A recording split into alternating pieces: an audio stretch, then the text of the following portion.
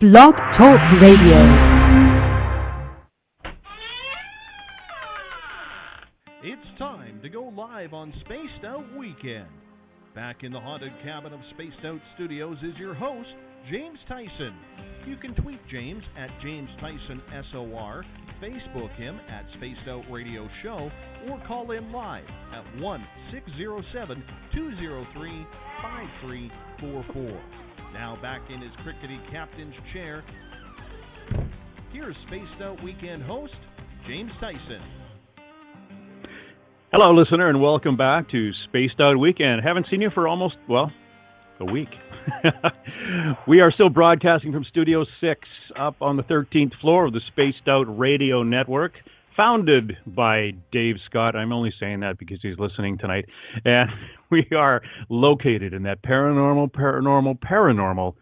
portal of the lower left Canadian coast. And tonight, with us, we are going to discuss the Mormon Church. And, I shouldn't really say the paranormal, because I think to them, or to our guest anyway, it's what we think is paranormal is basically just the normal and different opinions as kind of about that. Now, do they blend with the Mormon Church and the Latter-day Saints, or as kind of I know it, but we'll ask. Daniel has a lifelong interest in ancient cultures, especially from the Americas, like Mesoamerica. His first trip to Mesoamerica was in 1999, and since then he has led friends on excursions to Central America and given firesides about traveling there. He served a mission in the Buenos Aires, North, and Mendoza, Argentina missions, and he works right presently as a digital artist and teaches in the Bay Area colleges. Now, Daniel is a member of the Latter-day Saints, and it's a real pleasure to have him with us because I have so many questions, absolutely so many questions. Welcome, Daniel. Well, welcome back, and thanks for having me, and hopefully I can get some answers for those questions. Okay. First of all, let me take you back a little bit further, and on your first trips. Now, were your parents also members of the Latter-day Saints? Not exactly. My mother joined this church when I was about 3. And so in our family, she and I are the only ones. I really don't have any contact with many other people, especially on my father's side. But so basically it's just her and I, and then we're actually from the South, from Florida. And so much of the rest of our family would be Southern Baptists. Okay, so you grew up in the religion, basically. So yes.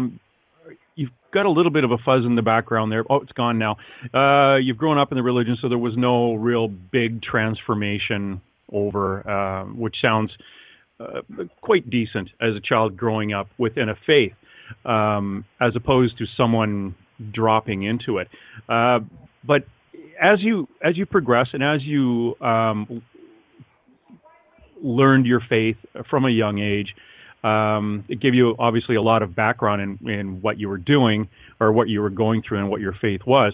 Now, there is a bit of an interest. My father, I know, when I was a child, we had missionaries come to our door like most people do.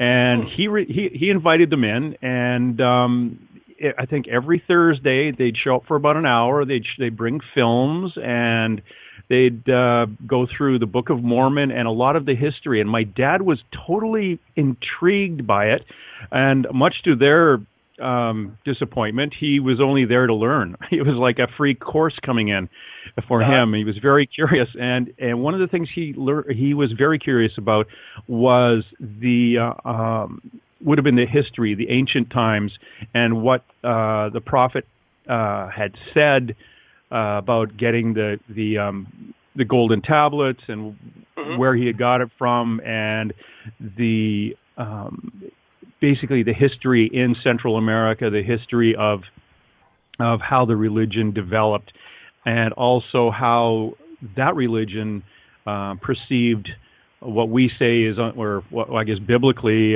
Daniel put it. I think it was Daniel in the lion's den when the angels came from and it's described as the other side of the veil, and now we use that term veil for whatever's on the other side, the spirit world. So he was really interested in that.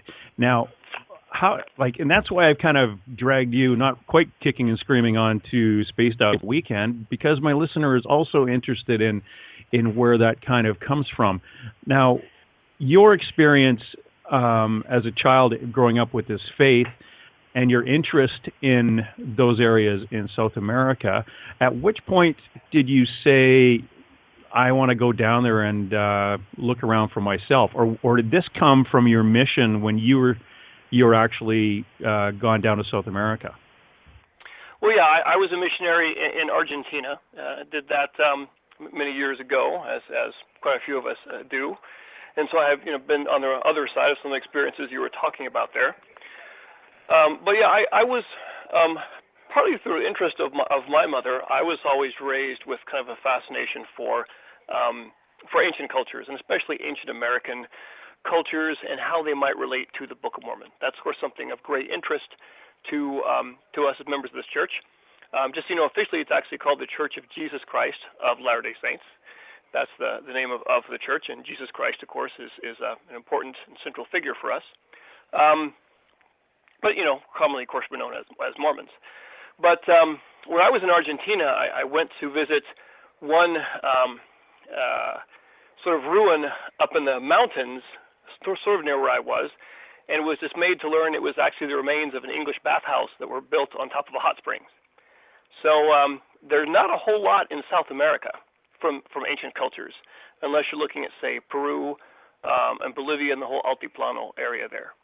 So I was a bit disappointed in that as a missionary in Argentina. But then as I always read about these places and watched shows about them and learned about them, it was much later on that I finally, sort of took the plunge and went there for the first time to see what it was like. And haven't been disappointed. Yeah, I could believe that. Now, you were also kind of through the Yucatan area too. You've explored like Mexico as well as Central and chunks of South America. Well, I mean, South America was just places I lived as a missionary, and again, not a whole lot of exploration there, and like I said, not a whole lot to explore. But as far as the ancient cultures, it's all been places that I've visited in more recent years, and so that would be the area that's known today as Mesoamerica, and that would include the Yucatan Peninsula, southern Mexico, Guatemala, and a bit of Honduras. So those are the areas I've been to. And what were they like for you? Like going back again, based on your life and your history and your faith, what was it that interested you to those areas, or what drew you to some of the older, like the pyramids and things? Right.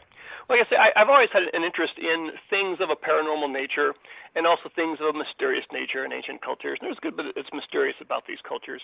So I sort of weaned on. I grew up on that type of stuff. Chariots of the Gods, In Search of Noah's Ark, things like that.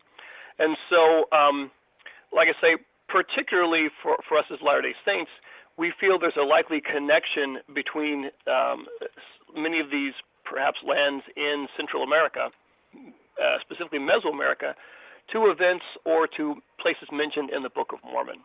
And so that's been a great interest to me to see what kind of connections we might have been able to find. And it's a bit of a mystery, a bit of a puzzle, trying to put together its missing pieces. But the many scholars in our church, and those who really know what they're talking about, people that are anthropologists and archaeologists and linguists and dedicate their lives to this, they have degrees in all this, they study this, and so I read their works and tried to follow along. And the general consensus among the majority of, I would say, the scholars in our church is that Mesoamerica is a likely setting for events mentioned in the Book of Mormon. And so that, for me, would be an additional point that drew my interest there. Now, for our listener who isn't of your faith, where does the Book of Mormon originate from? Oh, yeah, great question. And that, of course, is why we're known as Mormons, because of the Book of Mormon. So to clear up any misconceptions there, we are Christians. For us, the Book of Mormon is an additional scripture. We use the Bible, the Old Testament and the New Testaments. We don't believe that's the end of God's Word and that there are more scriptures to be revealed. The Book of Mormon is one of them.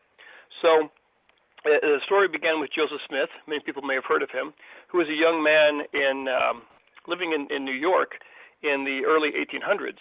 And he was sort of inspired and moved on by religious revivals there. And he was kind of concerned about his personal relationship with God, but remained confused by the multitude of religions and the religious teachings and the contradictions that he heard. He just did not know which way to go. And so he became convinced that he should ask God directly.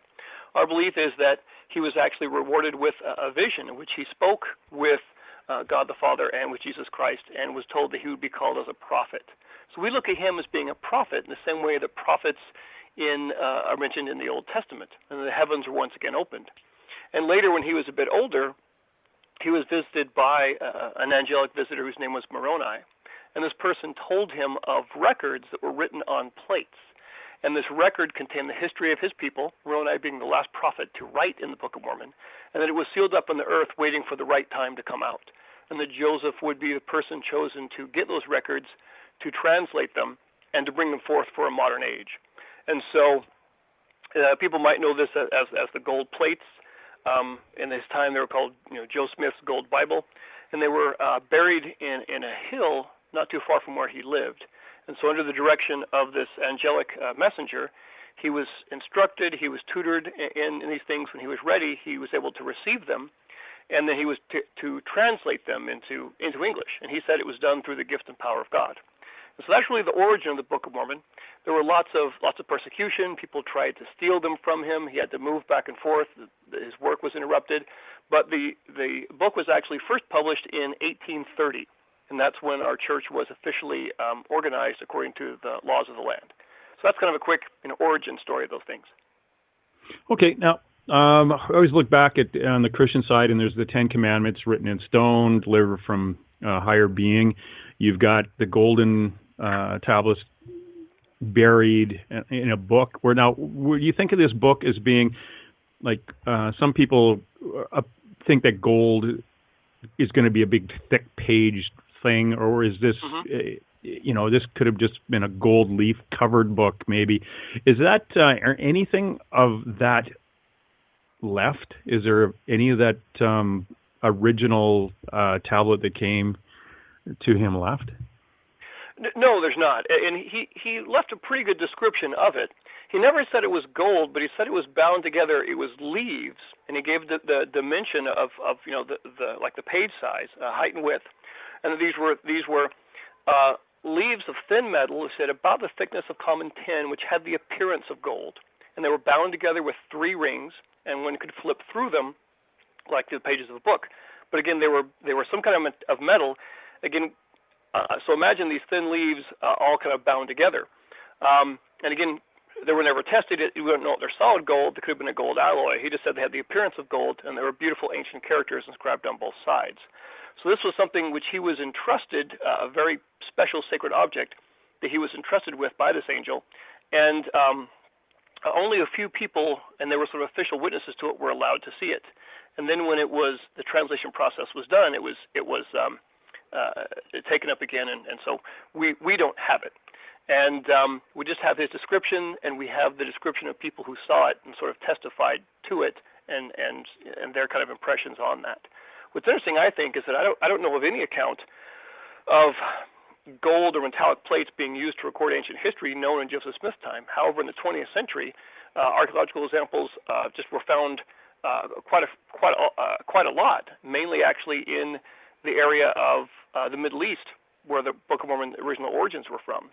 And so it's actually quite similar. In fact, the oldest book known, which is it has leaves bound together like a book, is an Etruscan book made of leaves of gold, and it kind of dates back to 500, 600 BC, sort of the original time, the origin of the Book of Mormon.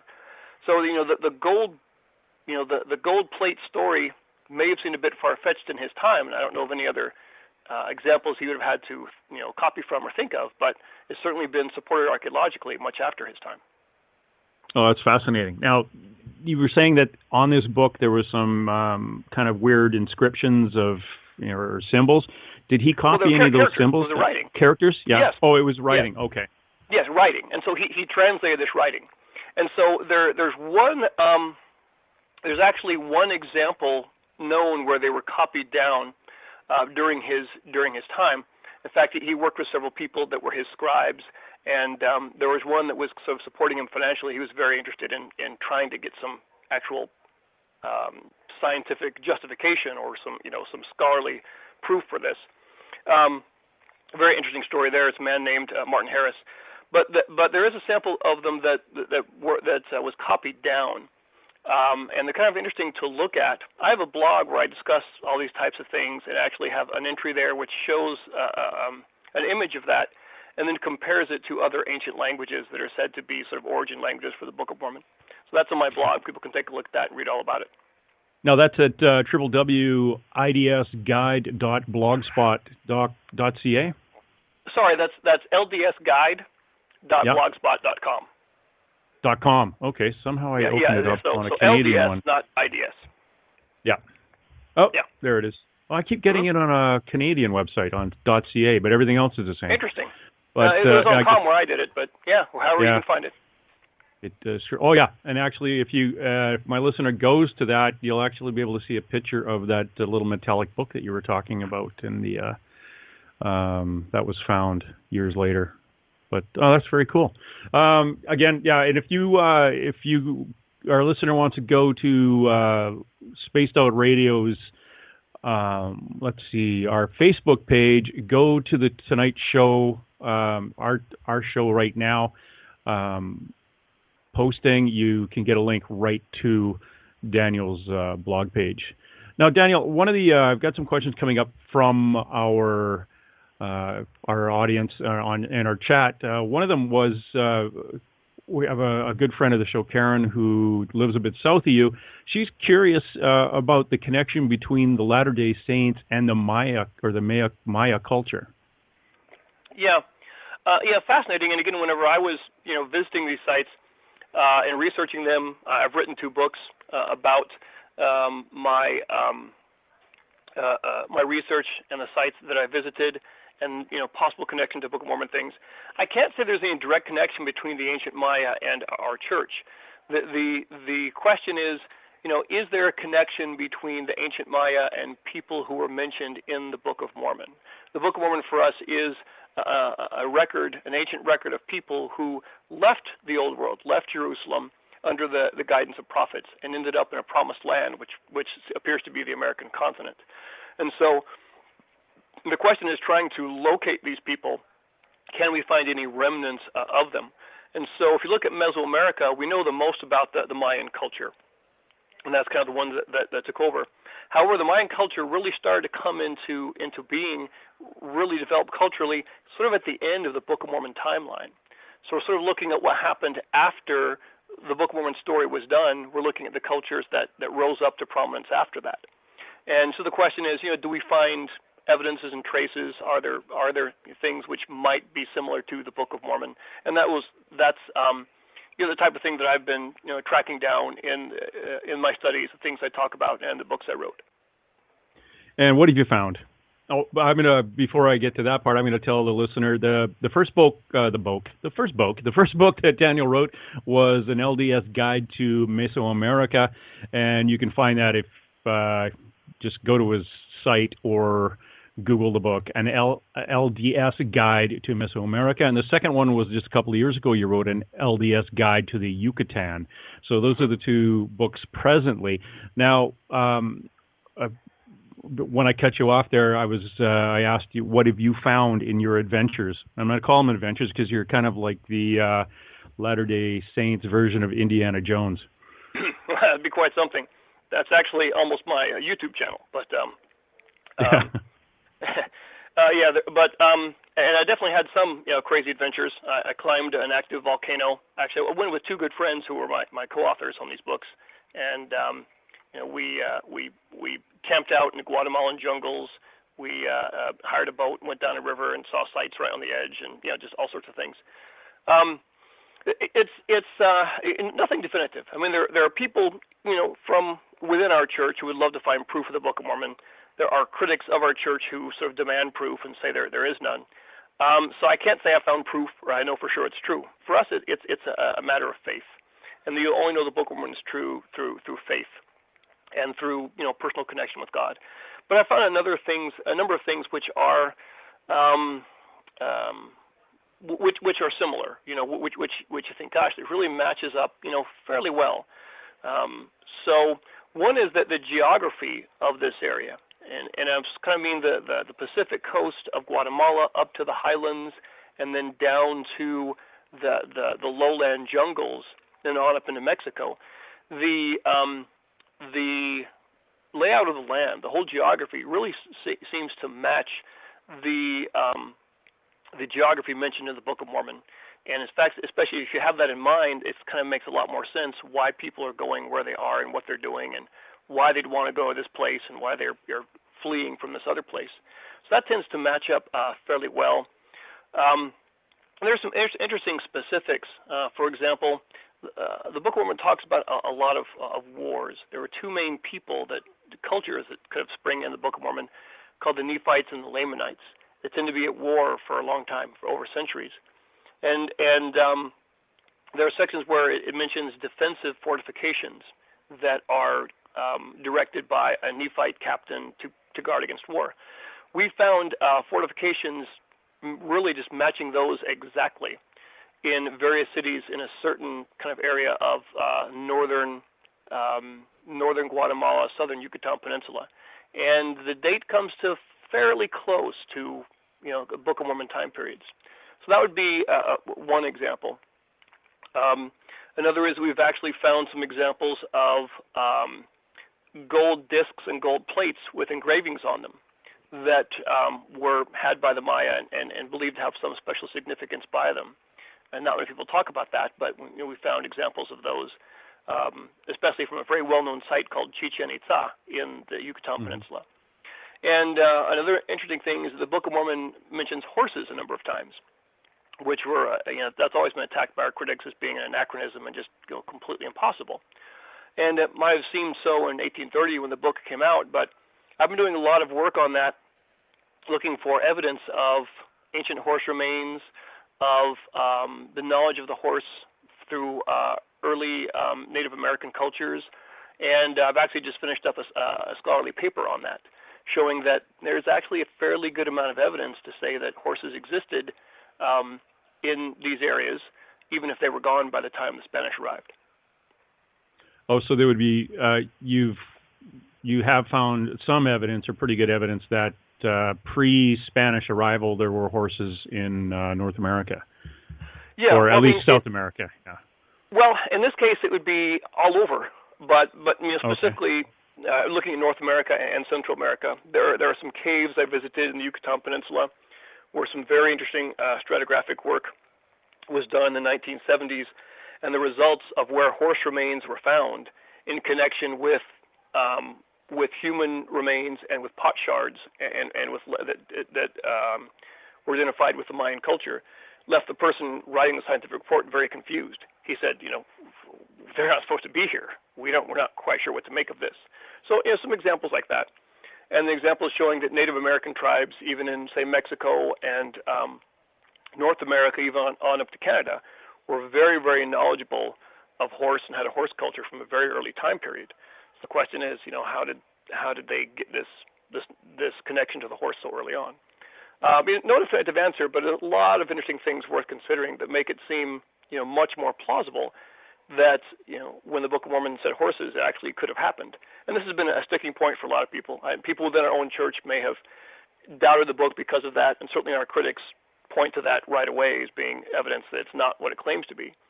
But so that's just kind of one of the things I've looked at, and as I find things, I love putting them out there. And I try and discard things which are controversial or which I can't find much support for. I try and stick to stuff that's pretty solid, and just want to put it out there so that as we talk about it, whether we're within the church or outside the church, that we're using good information and we can have a good up-to-date discussion.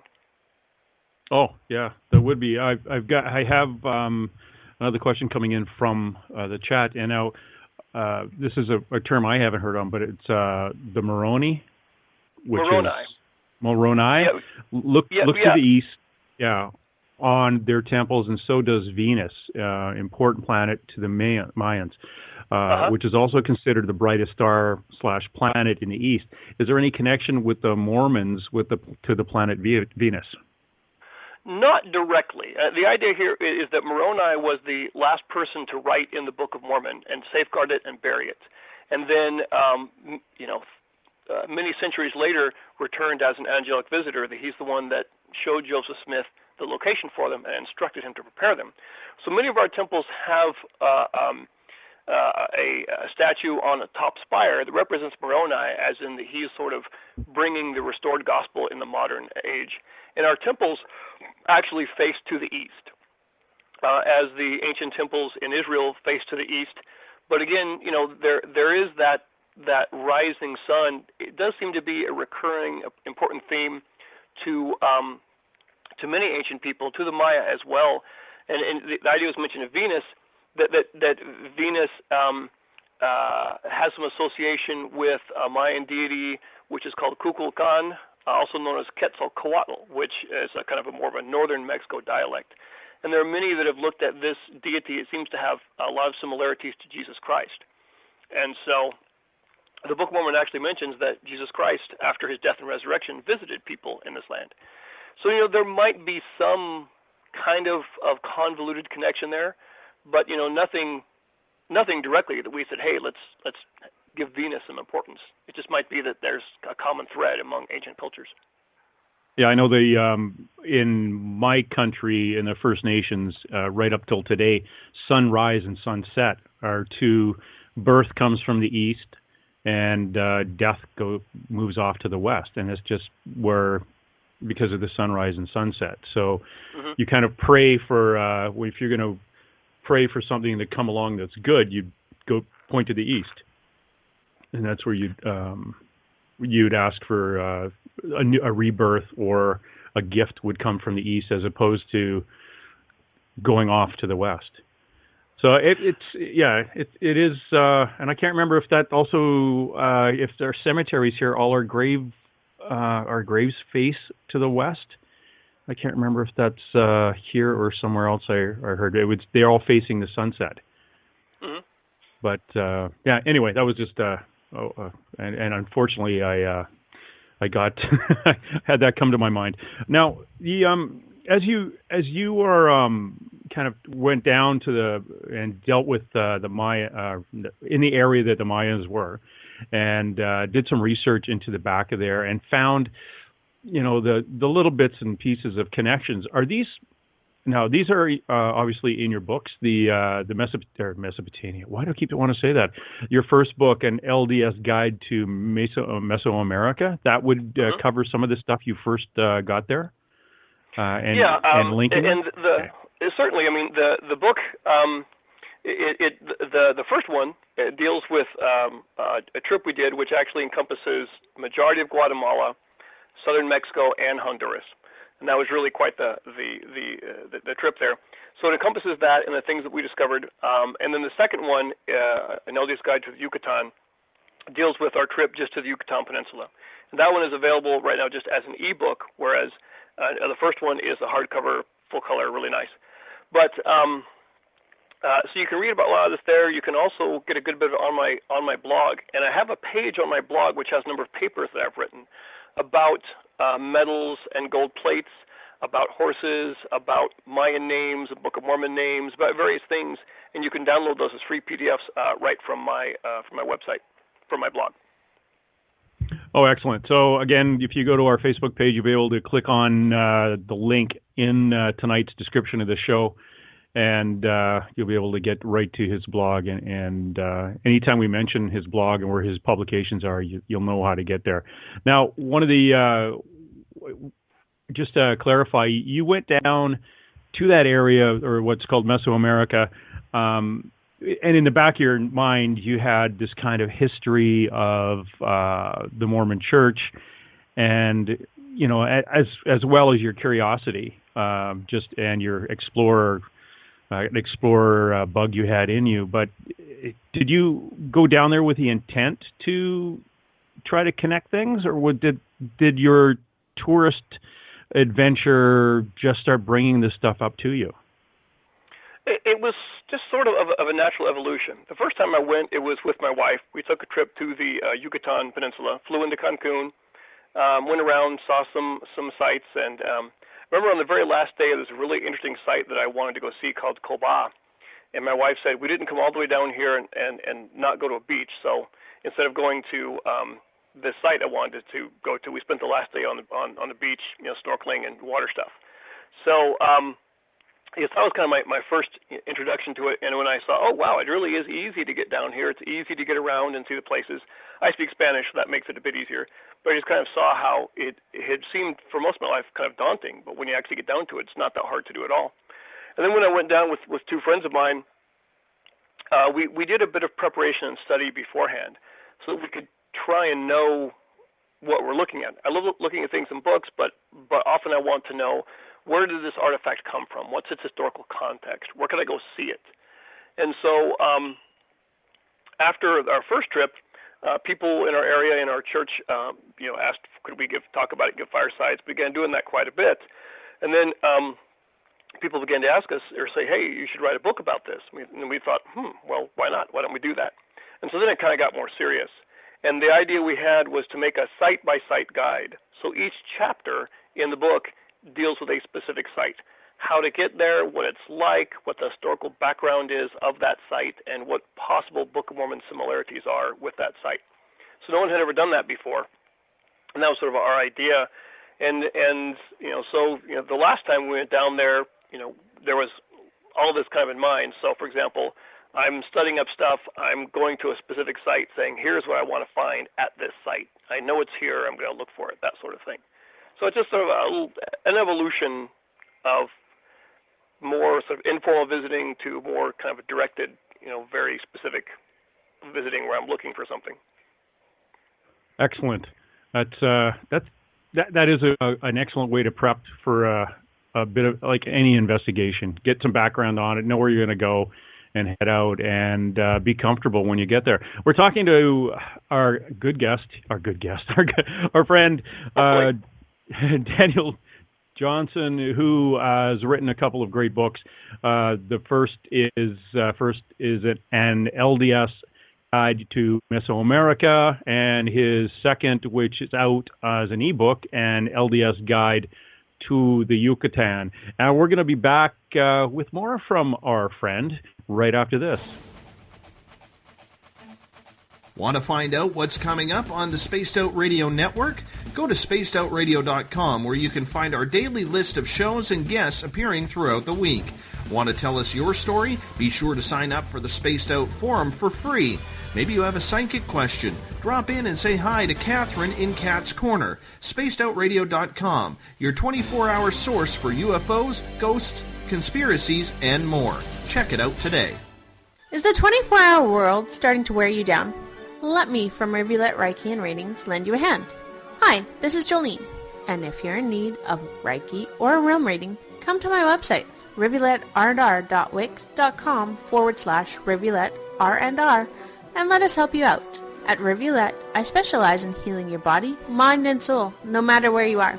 And be sure to check out the Rivulet R&R Facebook page for your best deals. Remember, it's time for you to make some time for you. Are you one of many who's had a UFO or ET experience? Listen up. The AZ UFO show is on every Sunday night at 7 on the Spaced Out Radio Network. We talk about UFO sightings across the globe, conspiracy theories, government cover-ups, and more with me, Rich Giordano. I want you to know what's going on in the skies above you, so tune in to the AZ UFO show on Spaced Out Radio Network, on spacedoutradio.com, right before Spaced Out Weekend. Our show is literally out of this world. The sky is the limit on Spaced Out Radio. Hi there, this is Dave Scott, host of Spaced Out Radio. Join me live every Monday through Friday at 10 p.m. Pacific, 1 a.m. Eastern for news, reviews, and updates on what's happening in the realms of UFOs, paranormal, supernatural, conspiracy, and more. Find it all at spacedoutradio.com, and don't forget to follow us on Twitter and Facebook at Spaced Out Radio. Listen in soon. You hear footsteps in the empty room above you. A rocking chair begins rocking by itself. Don't be afraid of the things that go bump in the night. Reach for Spirit Storybox, the iPhone app the Huffington Post UK called the only ghost hunting app you will ever need. Spirit Storybox. The spirits are telling their stories. Are you listening?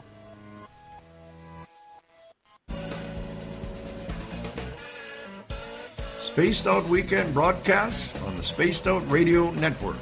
You can follow James and other shows at spacedoutradio.com. Don't forget to join our free forum. Now here's the paranormal guru, weekend host, James Tyson.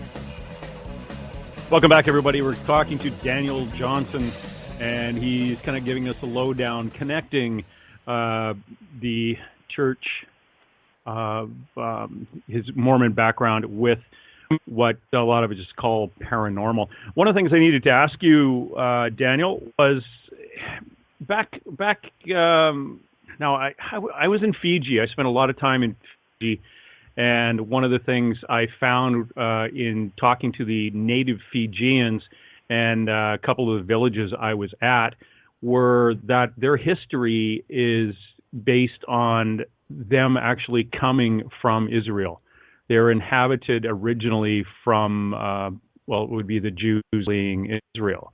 And so you kind of look at, okay, if they're fleeing Israel, how did they get to somewhere in the South Pacific? But that is a very popular belief amongst the native Fijians. Now, we also, the Book of Mormon kind of points to that too, as them not only just fleeing what is now Israel in the Holy Lands, but actually coming to the Americas. Could we just, so I can picture this in my head, could we get almost a timeline for that? About what year would have that, or was that a couple hundred BC, or after, somehow connected to, that the same wandering the lands for 40 years, that kind of portion of the Bible? Oh yeah. I can kind of give you a definite starting point for that, because the Book of Mormon itself gives that as the story starts out. So I hadn't heard that specifically about the Fijians. That is certainly interesting. And the idea is that there were, the northern tribes of Israel were scattered 721 BC, and where did they end up? So the Book of Mormon itself starts out and tells the journey of a family led by a man who is called of God to be a prophet, and they're living around the area of Jerusalem, perhaps not in Jerusalem itself, roughly 600 BC. And so it talks about the reign of King Zedekiah. So you can take that and you can correlate it right with biblical history. And it would have been shortly before Jerusalem was besieged and destroyed.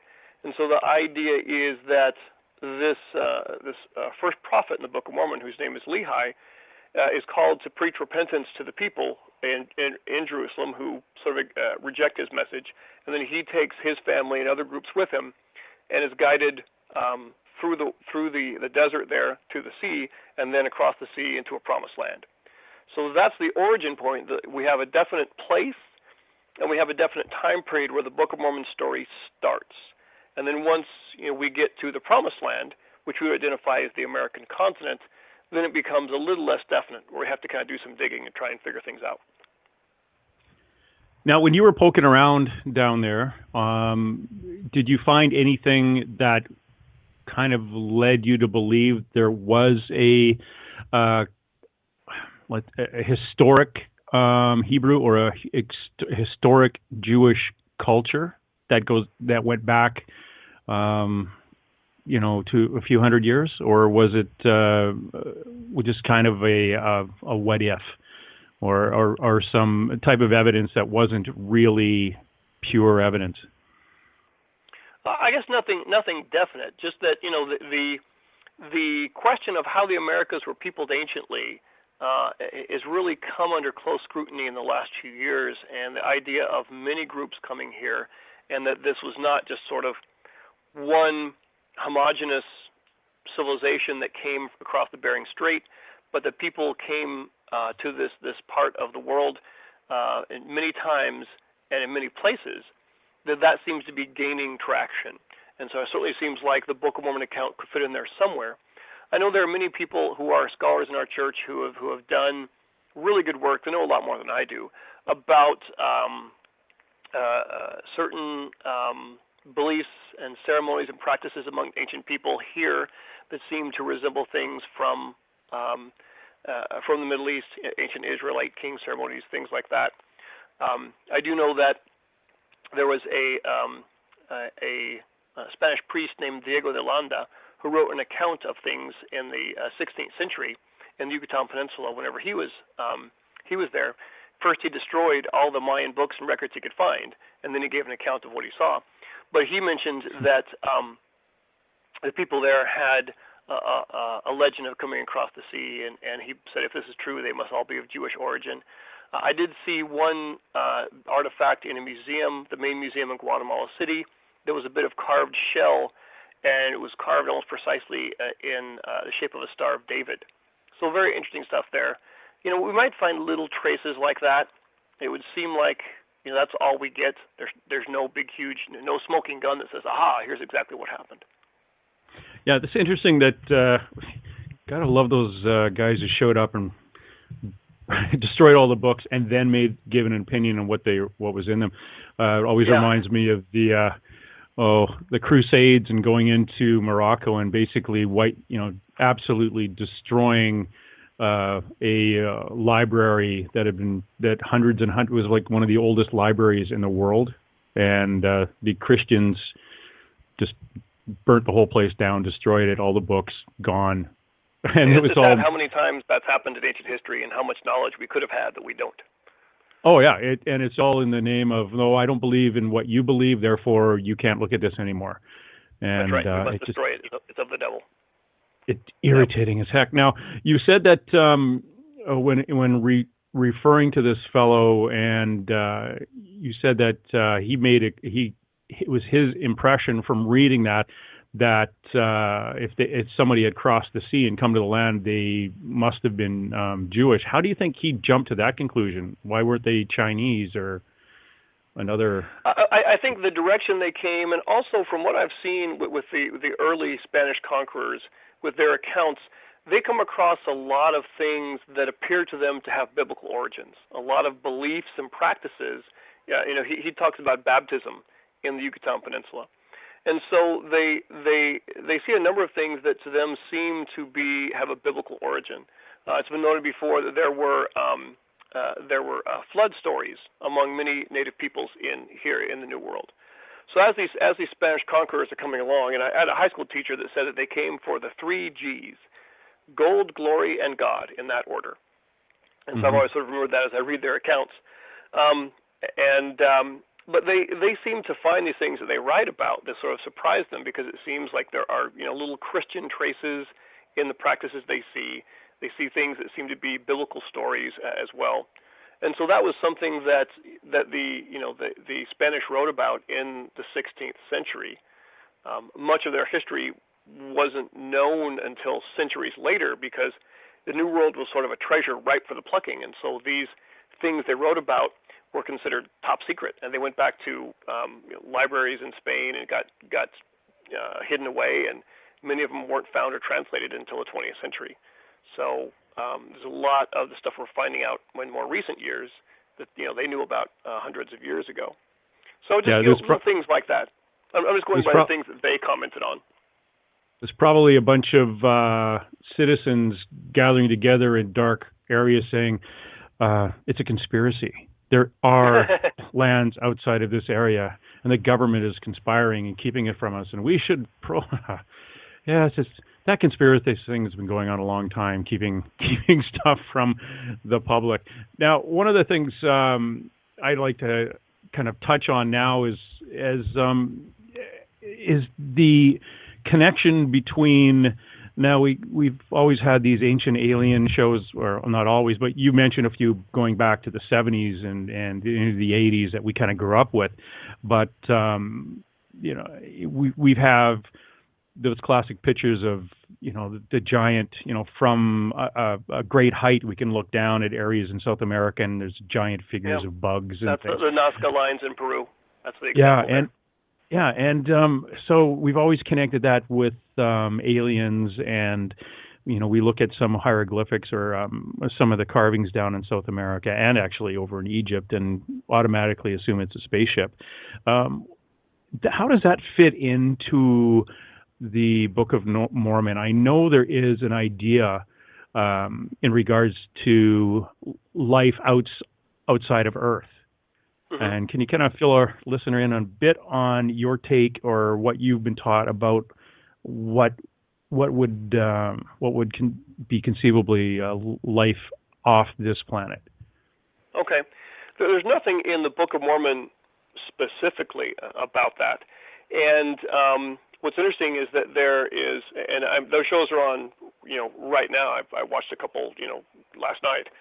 And a lot of times that they frustrate me quite a bit because, there, in some cases, there are things that are certainly mysterious.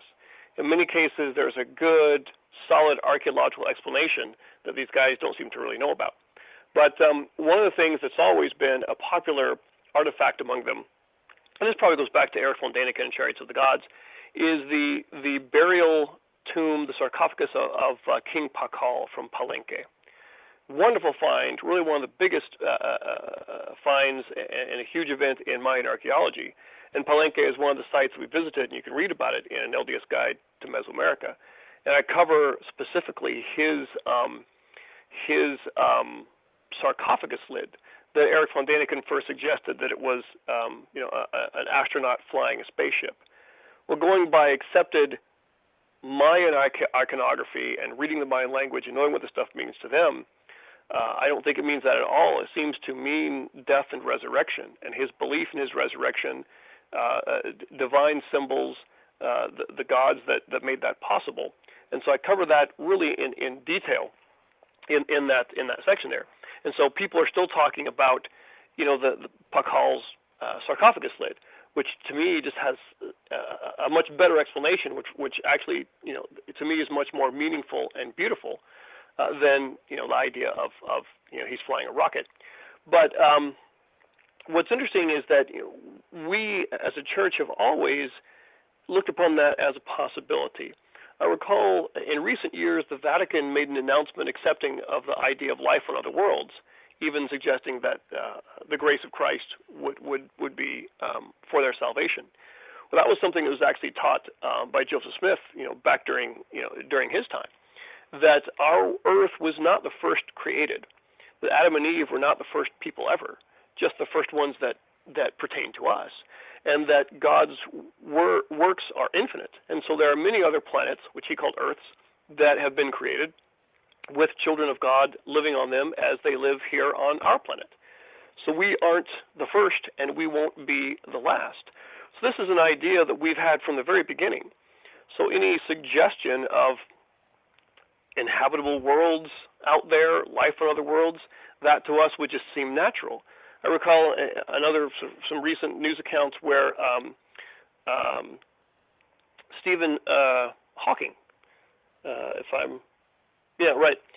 basically he has decided that that there's no need for God, and that everything can be explained without God, because other inhabitable worlds similar to our Earth have been found. Well, for us, that just goes along with what we believed from the very beginning, and that, of course, our world is not unique, that things that have happened on our world would happen on other worlds as well. So that's something we can, in theory, go along with quite easily. Yeah, and that's what my dad took away from the missionaries coming on Thursday nights and showing us the films. It was fascinating when he really was grilling them on UFOs and aliens and things like that, and I wasn't allowed to be in the room because my dad just kept talking. It's interesting. I've like I said a little bit off the air. I in my RCMP training, one of the guys in my class and my troop was Mormon and had done his missionary work, and I think his missionary work was in Eastern Canada or someplace before he was in the Mounties. But he was my only exposure to somebody from the Mormon Church, other than, for us that are old enough to remember Donnie Marie show. But that was about it. Yeah, and that was going, oh my gosh, if I was a Mormon, I have perfect teeth. But not true. Not true. Oh, drat. I guess there probably are Mormons in England, so that would make sense. So there's me. I'm the example of that as well. So. Oh, you're the example. Okay. The Florida Mormons, they had bad teeth. Okay. one of the things I'm fascinated about too with the religion we like, and also what you've done in preparing your books is you've actually put yourself out there quite a bit within the church, haven't you? You've kind of brought this forward and saying, hey, look, this is what I found. These are what my friends and I have found. This is, it's open for debate. Anybody have any other issues? So did you get some feedback from the church itself, or actually from people, kind of brothers up the chain kind of thing? Did they look at it and poo-poo it, or they say, hey, good job, go do some more? Well, I guess what I can say is what I'm doing, it's not really special. It's not that new. I was sort of inspired by a whole generation of LDS scholars who have looked at these same questions, and sometimes with better or stronger or weaker results, I would think. So the leadership of our church doesn't really take any sort of official position on archaeology and the Book of Mormon and all of that. For us, the most important things about it are its spiritual teachings and its meaning for us. But there's a whole sort of culture of professors and authors and scholars who like to dig into this, especially now as there's so much coming forth with archaeology. Since the 20th century, so much has come forth that increases our understanding. So, like I said, I wasn't doing a whole lot new, just sort of building on the stuff that they had done and trying to take a whole bit of information and sort of assimilate it and digest it down to something where the average person could easily come across it. Most of my source material I used was from Mayan scholars who were not of our faith, because I wanted to really be as neutral as possible. But I have had opportunity to come into contact with some pretty prominent scholars in our church. I've been asked to give presentations and talk about my work at Book of Mormon archaeological conferences, and so I've done that. They seem to think that what I have to say has some merit, and I just finishing up a paper that is to be published in BYU Studies, so it's a scholarly publication from Brigham Young University about these types of things. So, I've been involved with that a little bit, and there's not much I can say of myself compared to, these are men who are, PhDs and dedicate their life to this. But, it's been fun to kind of swim around in the big pond and get a little bit of attention.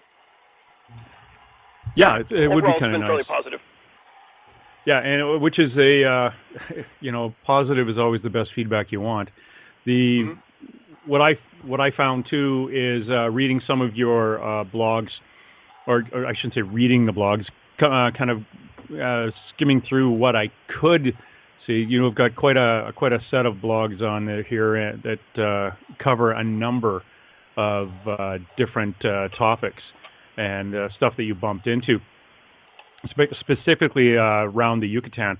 Now, kind of leaving the areas of history and it comes down to almost the legends that are passed down from person to person in language. Did you find anything, or are you familiar with any of the artifacts that have been found, not only in Mesoamerica, what we call Mesoamerica now, and the North American continent, that are connected in some unknown way to either North Africa, the Egypt, or the Middle East? Yeah, I know about quite a few. The majority of them are controversial, but there are so many things. There's what's called the Las Lunas Decalogue. You've got the Bat Creek Stone from Tennessee. There are these Soter stones and items. There are all these various things. They tend to be controversial, perhaps a lot because traditional archaeologists don't like what they suggest, but also often their origins are a bit misty. The provenance is not known, and so it's certainly likely that some of them are fakes. But we would expect there might be some of that. The Book of Mormon itself mentions at least 3 groups of people that come to this land at different time periods, outside of the normal understanding of how ancient people got here to the Americas. So it's certainly possible that many came, and if these items are discovered, I would say that I wouldn't discount them right away, as a lot of perhaps traditional archaeologists would. I would say, well, it's interesting. Let's take a look at it. But sometimes their origins are again so poorly documented. It's hard to know for sure. But I would hope that some of them are legitimate. Yeah. What can you name some? Like I know there was some pottery or something that was supposed to have been more of a what would have been Old Hebrew style of pottery. And I'm just wondering if, it's hard with stuff like that, because honestly, if you're making pottery at home and you live, you're living 800 years ago, why couldn't you fluke off copying something that was made in a similar time on the other side of the world? It lasted in your tomb for 1,000 years before someone finds it. So would that be the kind of thing? Are you saying that, we found them and it's great and yeah, it's similar, but, it could have happened just out of, I don't know. Luck? I don't know how I would say this is Hebrew pottery. This is not. The things that I'm referring to are things where we have examples of writing. Do we find old world examples of writing here? And there actually are quite a few. Like I say, for the most part, they're controversial, and many mainstream scientists would have ways of explaining them away. But a simple internet search would yield results on a lot of this. Like I say, one is the Bat Creek Stone found in Tennessee, which is supposed to have some form of Paleo-Hebrew inscribed on it. The Smithsonian actually found that, and that ended up in their collection. The Las Lunas Decalogue is supposedly a copying down of the 10 Commandments in Paleo-Hebrew on this big stone in this open area in New Mexico, I believe. And so that's an example. I know of other things which are very doubtful that they're truly ancient, but there are quite a lot of things that kind of pop up, and even things like the Kensington Runestone, which would have a connection to the Norse and to Vikings. I tend to be hopefully skeptical about things like that, because every time science has told us, no one has come here, outside of the Paleo Indians across the Bering Strait, we find examples where that's not true. I mean, a lot of the history of North America has been rewritten because we've figured out, actually when the Norse were writing about Vinland, they made it here. And the scientific community was resistant to that for a long time. So there are also, all sorts of things, ancient structures and things that might have, have some kind of connection there. There's an interesting one called the Westford Knight that actually deals with Scotland, and James Gunn, who has a connection to my Highland clan, supposedly. The Sinclairs and Gunns came from ancient Scotland over here long before Columbus. So those things are around, and I happen to think there's that hopefully some of them are legitimate. But the question is still an open question at this point. Yeah, and that's one of the things we have to kind of look at. Have you ever had your DNA done? Like one of those things where they trace back where your DNA started? No, I haven't. It probably wouldn't be that exciting. It'd be a mixture of Scottish and German, and so maybe actually, you think about it, because mine went back 30,000 years.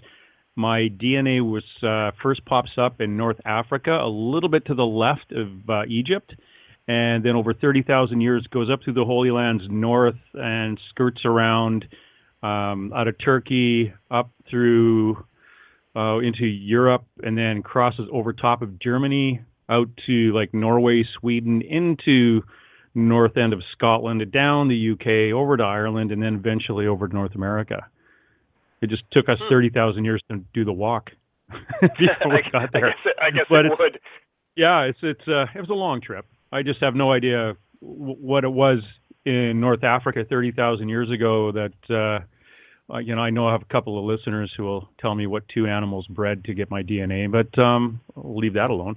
One of the things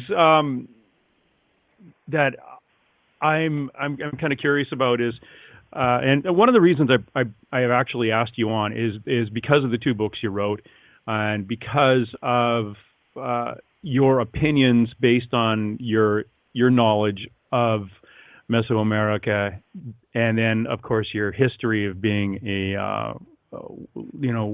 Mormon, brought up as somebody within the church, and how you through time started to say, well, this is curious because I remember reading about this and being taught about that at church, and which is, to me, is fascinating, absolutely fascinating. Now,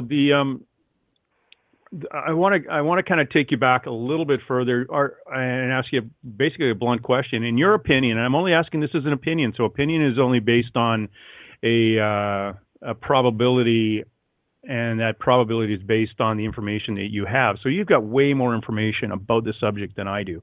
So would you think that the original human occupants of South America originated from the Jews that fled Israel, or do you think there may have been a human occupation before they showed up?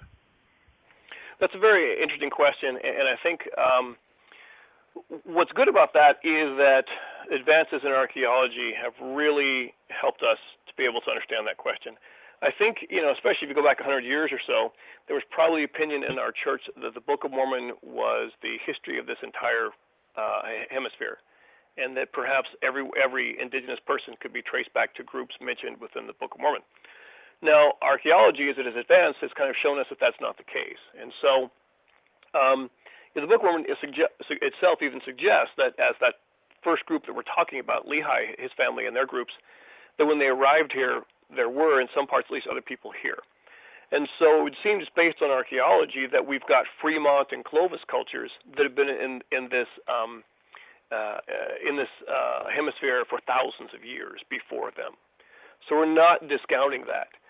And the idea here that seems to have really taken off among lots of people is that the peopling of the ancient Americas was much more complicated than we first thought. So it seems that a lot of people came here. I mean, you have suggestions of a culture in Central America called the Ainu, which has connections to ancient Japan. You've got suggestions ancient Chinese made it here. You've got the Welsh prince Madoc, who there are legends about his coming here. And so all these various things here. You even have, of course, if we have Easter Island in Chile, it looks like we have contact between the Pacific and South America. So I would suggest that take the Book of Mormon account along with archaeology suggests that lots of people came here. And the Book of Mormon is an account of just a very specific group of people and the things that kind of centered around them. Well, that's interesting then. So we're probably there probably would have been conflict back then, but I'm going to get to that right after this. I'm a little bit behind time. Kevin actually just stepped out, so he didn't give me the heads up. We have to take a break. We're right back with more from Daniel Johnson. This is Dave Scott, host of Spaced Out Radio. We will get you back to Uncle Jimbo, James Tyson, and Spaced Out Weekend in just a moment. But right now, I wanted to remind you that Spaced Out Radio broadcasts Monday through Friday at this exact same time, 10 p.m. Pacific, 1 a.m. Eastern, where we will be discussing the latest happenings from UFOs to Bigfoot. Join us, will you? Spaced Out Radio. Let us be a part of your journey.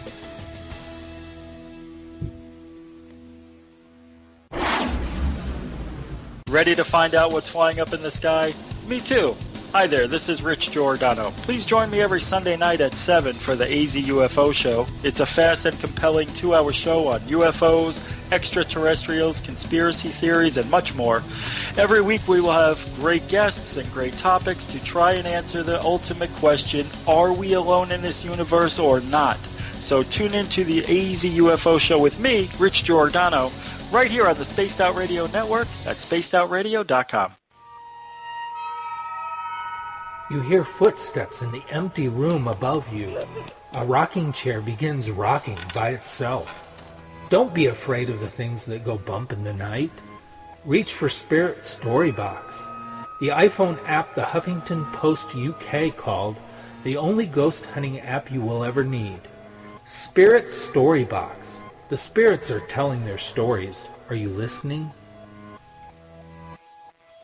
Hi there, this is Jolene with Reveal Reiki and Readings, and I want you to relax. Let me help you chill out and get in touch with your body, mind, and soul. In this busy world, sometimes we need to let go, and this is where I can help.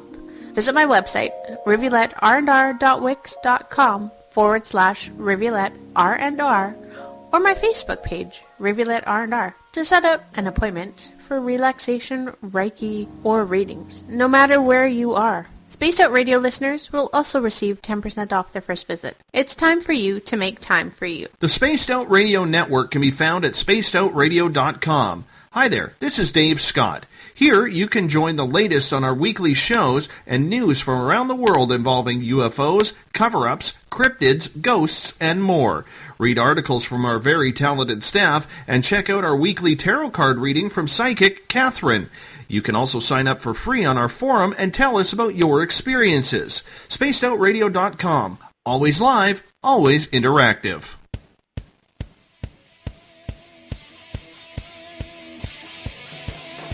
Do you have a guest or a topic you'd like to hear on Spaced Out Weekend with James Tyson? You can email us at james@spacedoutradio.com with your idea. And now back to our weekend paranormal warrior. Here's James Tyson. Welcome back, everybody. We're with Daniel Johnson. He is talking to us about his books and his adventures in Mesoamerica and what he found that's kind of related to his background in the Church of Latter-day Saints. One of the things I wanted to talk to you about, again, we mentioned in the first quarter a little bit about the veil and what resides on the other side. In your basically what I want to ask you, again, personally, is, and I usually save this for the last quarter, but I'm going to fire it out now because I think we'll have some good discussion on it. What do you think happens to us when we die? Yeah, that's a great question, and I think a lot of the message that we have to share really deals with that. It's kind of funny. I remember if you remember the movie Prometheus, it seems like that was sort of that was the big issue. They were traveling across the universe to find out, where do we come from, why are we here? And so our belief, our doctrine is that we, at our core, we are eternal beings. Our spirits existed before our birth and will continue to exist after our death. And so this time here on Earth and this mortal physical body is but a small portion of our eternal existence. And so we do have some very specific doctrines and beliefs about that, and that the mortal existence is very important. The physical body and the experiences we have in the physical body are crucial to our eternal progress, and that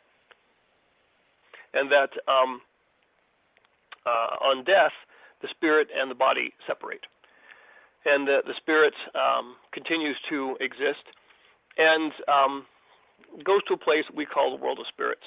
And this is referred to several times in the scriptures.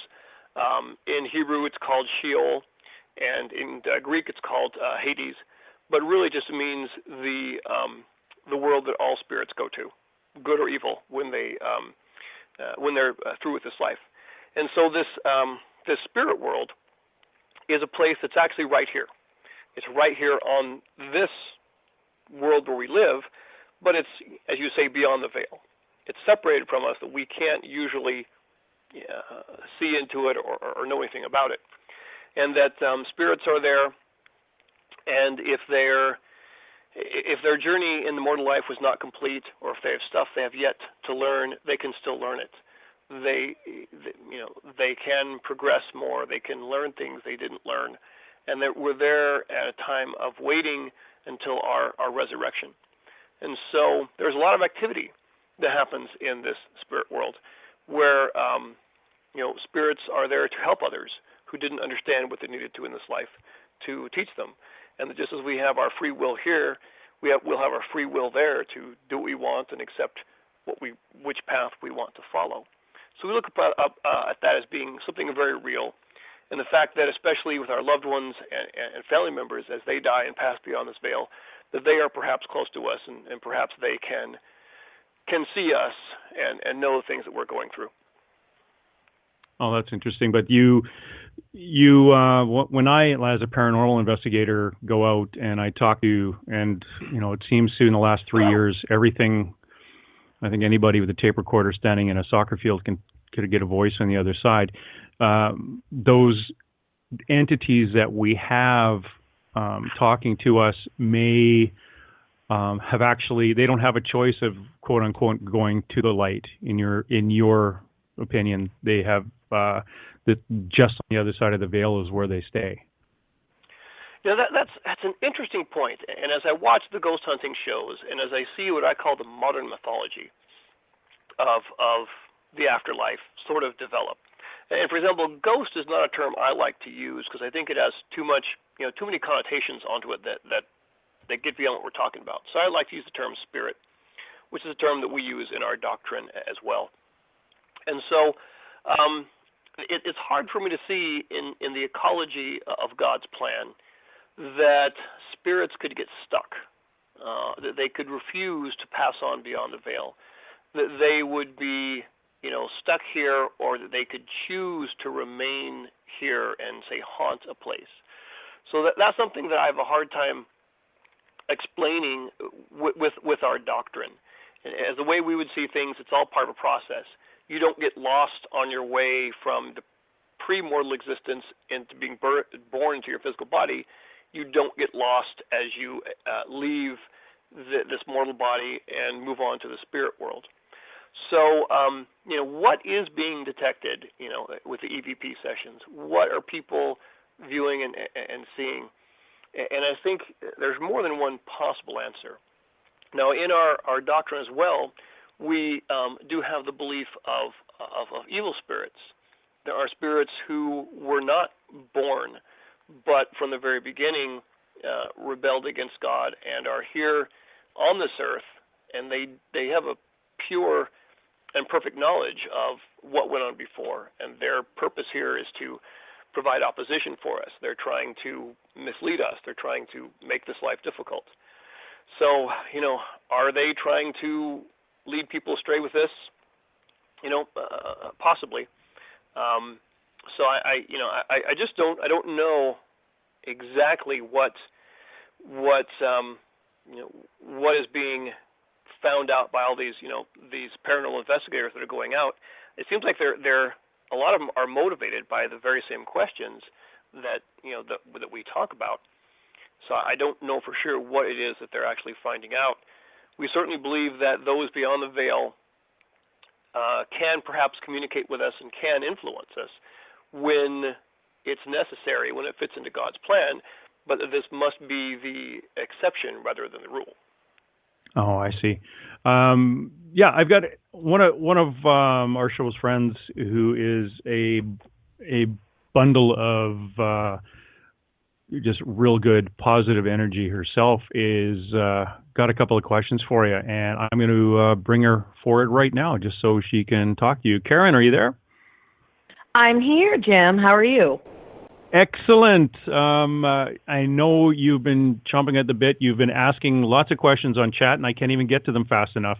So I'm going to let you go straight to Daniel. Daniel, you better be sitting down.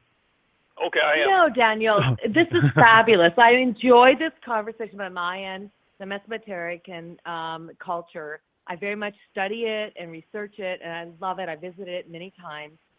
My biggest question is, what is the connection in terms of your experience being a Latter-day Saint and that with the Mayan culture? What brings you two together, or what takes you two apart? I want to know what the connection or disconnect is to the two cultures. Okay, well, let me. Yeah, that's a big question. Let me see if I can find some answer to that. And there's nothing direct, but what I can say is this: that in the Church of Jesus Christ of Latter-day Saints, we seem to have always had a great love and respect for Native Americans, whether it's from North America all the way down. We've had a great love and respect for their culture. We've done a lot to embrace them in our church, mainly because we look at them as perhaps, at least in some cases, being surviving remnants of people who are mentioned within the Book of Mormon. And so I can't say there's any direct connection between Mormons and the Maya, but it's just that the Maya seem to be the culture that sprang up in what we guess is the Book of Mormon lands. And interestingly enough, right as the Book of Mormon time period was ending, at the end of the Book of Mormon history, you've got the people that were really that it was about dwindling. They're falling into disbelief. They're being destroyed and assimilated by their enemies, and so the righteous few are battling, and they're really being wiped out. And you've got this last prophet whose name was Mormon finishing the record and giving it to his son Moroni to safeguard it, to keep it safe from all the destruction going around them. What's interesting is that in Mayan history about that time, warfare was prevalent everywhere. And it was a new type of warfare, and there were big changes happening in the area of, say, Guatemala, as they're being influenced by central Mexico. And so this might have something to play in with the end of Book of Mormon history. And so when the Book of Mormon is mainly about people that call themselves Nephites, and as that civilization is disappearing, and the Book of Mormon itself says that's happening, it seems like as they're going away, perhaps they're leaving a cultural vacuum that's filled in by another culture, and that seems to be the Maya. So if you look at the Mayan chronologies, and especially their ancestry of their kings, right about that time, the end of the 4th century A.D., that's when all the Mayan kingdoms start up. That's when the ones that we really know about from their records really have their start, and when their kings' genealogies kind of go back to that point. So it could be that as the Book of Mormon peoples are being wiped out, the Maya are the ones that are coming in and taking their place. Now that's just a conjecture, but for me that seems to be a good enough guess at the moment. Yeah, so the Mayans are taking their place, or this new culture is taking their place in the 400th century A.D., because the Mayans are really a relatively new culture, and so is the Mormon Church as a whole. It's like late 1800s. It's a very new movement in itself. I'm trying to understand, are you saying that the Mayans might have moved into this whole new movement that became the Mormon Church? Is that no. Let me see if I can explain something here. Please do. To kind of put things together. Now, it's true that Joseph Smith lived and was born in the early 1800s, and so you can trace the actual origin to our church to 1830. That's the year the Book of Mormon was published. Correct. That's the year that the church was officially organized and began according to the laws of New York. Our belief is that Joseph did not start a new church. He was not a Protestant and did not break away from an existing religion.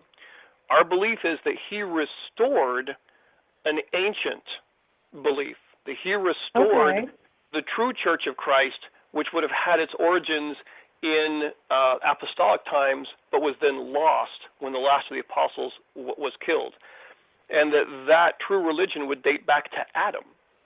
So our belief is that that's the origin of everything, and that there have been various times when that truth has been lost and gone from the earth. We refer to these as apostasies. And so that a group of God's people, as mentioned in the Book of Mormon, came to this promised land, And the main group lived for about 1,000 years. At the end of that 1,000-year history we're talking about, the 4th century A.D., the last of them were gone. They'd turned to wickedness. Only a few were left, and that culture was sort of destroyed or assimilated. That's sort of the end of that history. And then at that point, the Book of Mormon was safeguarded and hidden in the earth. And so there wasn't this what we would consider this true church on the earth for all that time until it was restored by Joseph Smith in the 1800s. So hopefully that can kind of give you an understanding of how we see this timeline. That it's not a direct A to B, it has broken paths along the way. Yeah, no, I totally get it. I read the Book of Mormon, Daniel. I've actually dated a Mormon for many years. Although I don't practice Mormonism myself, I respect the practice. I know quite a bit about it, Moroni, and all the information regarding it. But I was just curious tonight, as you are a researcher in the Mesoamerica, and there's a relationship between you and the Mormons. Is there, to you directly, is there a relationship between Mormonism and Mesoamerica and the Mayan culture or the Aztec culture or the cultures that developed in Mesoamerica? Is there a relationship, or am I wrong to assume that there is a relationship? I would say there's not a direct relationship, especially when we're talking about the Aztec. That is actually much later. And it is. We have to talk about what the time period of the Book of Mormon, what it fits into. The majority of what we understand from archaeology, especially with the Maya, as we talk about the Maya Classic period, is centuries after the end of the Book of Mormon. So the people who are Maya are not necessarily a Book of Mormon peoples. The things they're doing are not necessarily Book of Mormon things. The Book of Mormon people they seem to be their own little insular group, and the Book of Mormon is about them. And once that culture was gone, that record was ended. Other people come in, and they're doing their thing. And we have, of course, they're the Maya. The Olmecs were much before them, but along with the Maya, we have a group called the Toltecs that come from central Mexico that appear to have had some influence on them. And that's actually a big part of what happened is Teotihuacan in 378 AD moving into and sort of establishing its influence over the Maya area. But we have all this stuff going on, and the Book of Mormon history is gone. It's over. And so this record is safeguarded. It's buried in the earth for over 1,000 years, waiting for the right time and perhaps even social and political organization when it could resurface. Imagine if someone like Joseph Smith had lived in medieval Europe, right? Burned at the stake as a heretic, right? That's what happened, absolutely. Right? Absolutely. Even in the United States, a country which was founded upon freedom, especially freedom of religion, life, liberty, pursuit of happiness, he was murdered.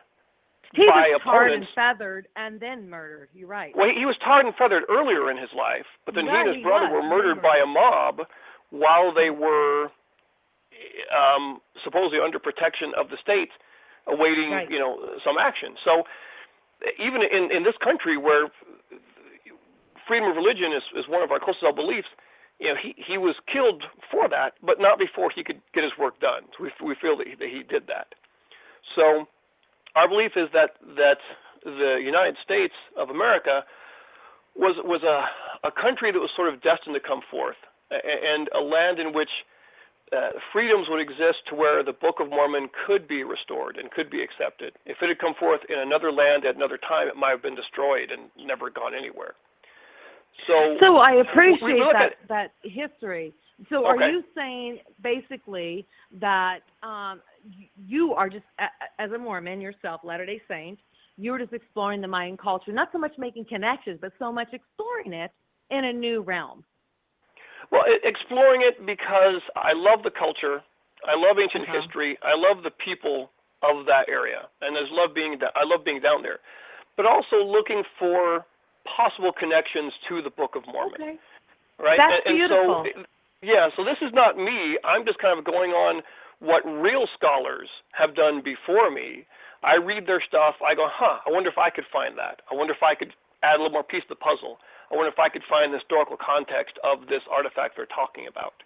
And so I just went down there for my own interest and have found enough things which other people find interesting and want to hear about.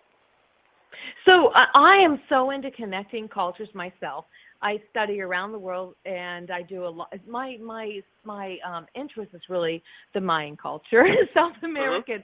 So I'm so into this show.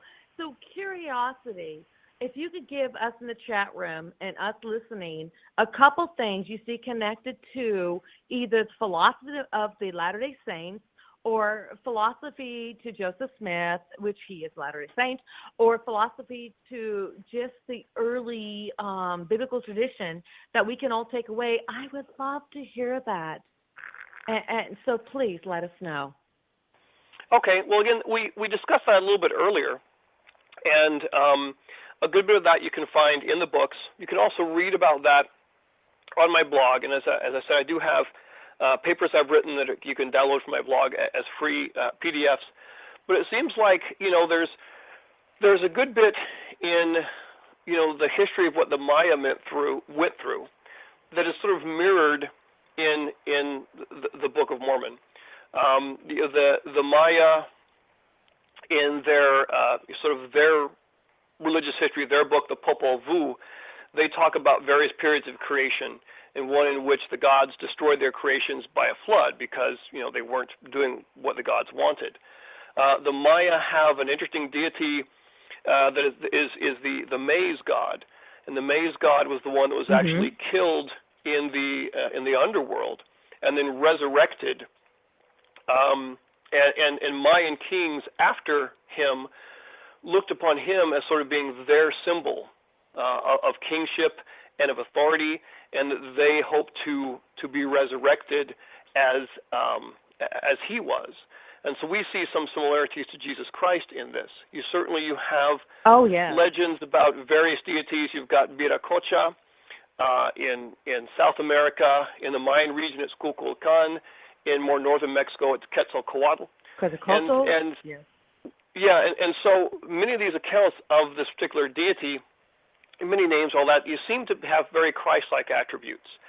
And so for us, that's very interesting because the Book of Mormon says that Jesus Christ visited the Book of Mormon land and gave his teachings. And so perhaps, just perhaps, these later deities trace back to that event. There are some things you could come back and make a connection that way. Very, very incredible. You're absolutely right, because he might have walked this earth on other positions in other lands. What do you think about the Atlantean culture? People from the culture. Yeah, they're asking about Atlantean culture from the chat room. Well, I do know that the when the ruins in Central America were first really being discovered, and it was actually after the Book of Mormon. When in 1830, when the Book of Mormon was published, no one really knew anything about this. No one thought there were advanced full civilizations like the Old World here, as far as what the Book of Mormon described. And there's a really, really neat set of books written by two travelers, Stevens and Catherwood, The Incidents of Travel, where they went through Mexico and Guatemala and Honduras, ostensibly looking for a place to where a canal should be built, bridge the oceans, Atlantic and Pacific, and they give an account of these places, and one of the guys drew these wonderful drawings of all these the statues and those carvings and all the cities and stuff, and the first volume was published in 1839, and this really just opened up the interest in these ancient lands and the knowledge of them, and so. There's really no archaeology before that time period. But when these first things began to be known, I know there were people talking about these were remnants of the Atlantean culture, and a lot of New Age people tried to make connections there as well. I've yet to be convinced that there really was an Atlantean culture, that in the story of Atlantis really there existed anything beyond, Plato's descriptions of trying to tell some type of story. So I think there's a lot we don't know about the ancient world. I don't see evidence of Atlantis in ancient America, but that's me. Yeah, I'm with you on that too. But listen, Daniel, thank you so much for your time and your answers to my questions. I really appreciate it. I appreciate the questions, and I love talking and answering them. Thank you. Bye-bye. You're welcome. Thank you, Karen. Welcome back to the Karen Dolman Show with her guest, Daniel Johnson. Thanks very much, Jim. Karen. Okay. Thank you. Good night. Bye-bye. Yeah, Karen's a fabulous person, and I told you she's just full of energy. One of the things I wanted to talk to you about, I'm going to keep for the last quarter here. I'm going to go to a commercial right now. When I come back, I want to hear about a few little things that you do in regards to, is it postmortem baptism? One of the things that... yes, baptism for the dead. Baptism for the dead, yeah. That's, to me, that's going to be just a tad interesting. We'll be right back with more from Daniel Johnson right after this. Want to find out what's coming up on the Spaced Out Radio Network? Go to spacedoutradio.com where you can find our daily list of shows and guests appearing throughout the week. Want to tell us your story? Be sure to sign up for the Spaced Out Forum for free. Maybe you have a psychic question. Drop in and say hi to Catherine in Cat's Corner. SpacedOutRadio.com, your 24-hour source for UFOs, ghosts, conspiracies, and more. Check it out today.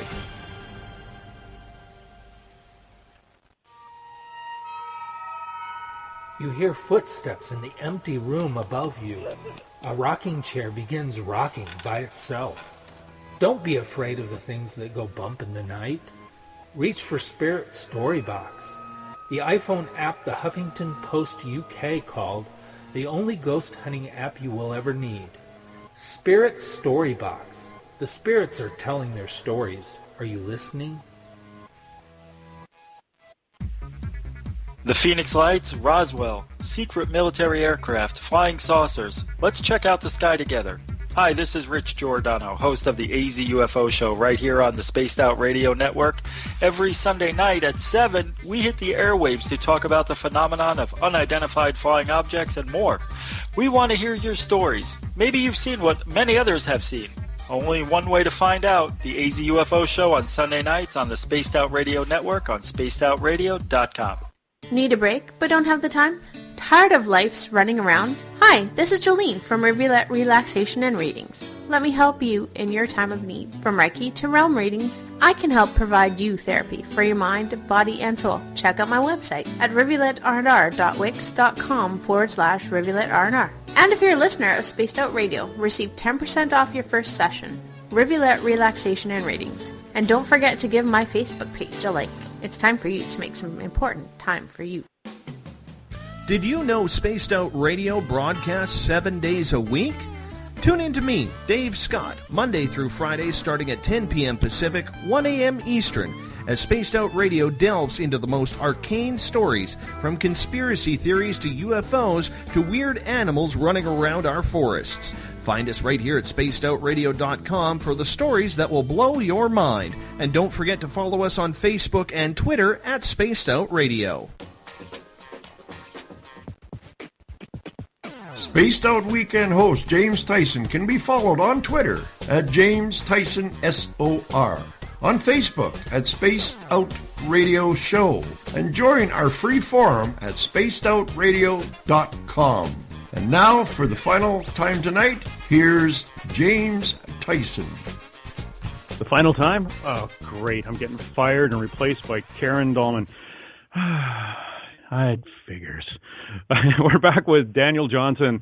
And Daniel, before we went to the break, I mentioned briefly something that you've been involved in, and that is a postmortem baptism. Can you explain to me what that is? Certainly. I prefer a different term. That's not a term we go use. Ahead. It's something which we might be known for, and it's something that, there are things about Mormons that do separate us from the rest of Christian faiths, and in some people's minds make us quite different and unusual. But the Apostle Paul in 1 Corinthians, talking about the resurrection, asks about people that are baptized for the dead.